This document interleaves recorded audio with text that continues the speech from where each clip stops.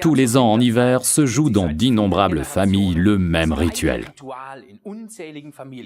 Non, nous ne parlons pas de la fête chrétienne de Noël, mais de cette orgie qui accompagne le plus souvent cette réunion de famille. Petit déjeuner, déjeuner, gâteaux et dîners se succèdent presque sans discontinuer, avec tout juste de courtes pauses entre chaque repas par souci des convenances. Malheureusement, on se gave souvent jusqu'à la dernière limite, et quand on croit l'avoir atteinte, on s'entend soudain dire « Dis, tu peux me repasser le flan à la crème, purée que c'est bon !» Mais fatal pour notre ligne en particulier, et le métabolisme du sucre en général.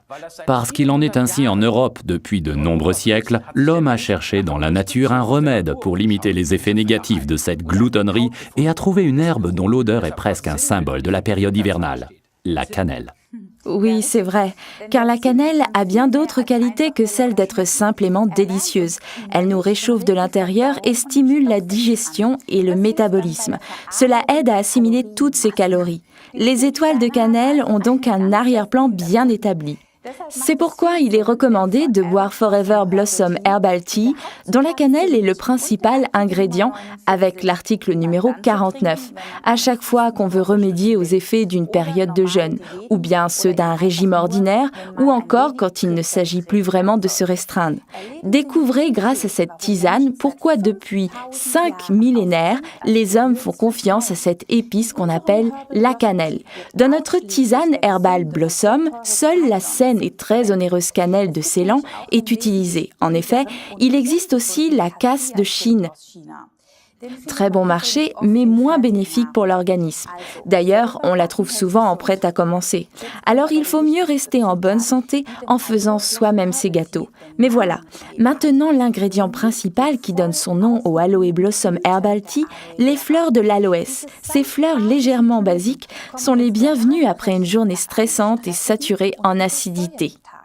Mais en ce qui concerne cette tisane, la sagesse des plantes est loin d'être épuisée, car dans les sachets fermés hermétiquement se trouvent des zestes d'orange odorants, des clous de girofle, des feuilles de ronces, du fenouil, du gingembre, de la cardamome et de la camomille. Cette mixture contient des huiles essentielles légèrement stimulantes et volatiles, ce qui explique le conditionnement unitaire. Si on prend le temps de s'informer sur Internet à propos de ces plantes, on se rend compte qu'en l'occurrence, on est tombé sur un véritable filon. Et on s'aperçoit aussi que l'on ne retrouve pas ces épices dans les plats de Noël seulement pour de simples raisons de goût. C'est pourquoi l'Aloe Vera Blossom Tea, article numéro 49, est stimulant, même sans caféine. Sur l'emballage, on indique un sachet par tasse. Ceux qui aiment un goût intense y trouveront leur bonheur. Mais nous deux préférons la boire dans 1 litre d'eau. On peut le mettre sur le feu le matin et le boire froid sans problème dans la journée.